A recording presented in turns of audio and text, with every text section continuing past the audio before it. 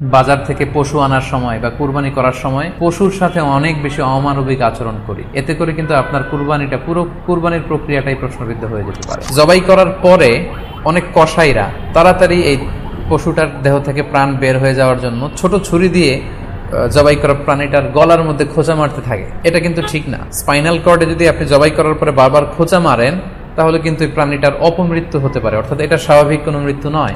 আমাদের বাংলাদেশের অনেক জেলায় আমরা হিন্দু মুসলমান একসাথে থাকি। আমার কাছে নিউজ এসেছে যে অনেক জায়গায় অনেকে হিন্দুদের মন্দিরের সামনে কুরবানির গরু জবাই করে। এটা ঠিক না। যে জবাইয়ের স্থান এবং বর্জ্য কুরবানির পরে এটাকে নিজ দায়িত্বে পরিচ্ছন্ন করুন। এ পর্যায়ে আমরা অল্প কয়েকটি রিমাইন্ডার আপনাদের সাথে শেয়ার করে আজকের আলোচনাটুকু আমরা এখানেই জবনিকা টানবো, এখানে আমরা আলোচনাটি শেষ করবো ইনশাআল্লাহ।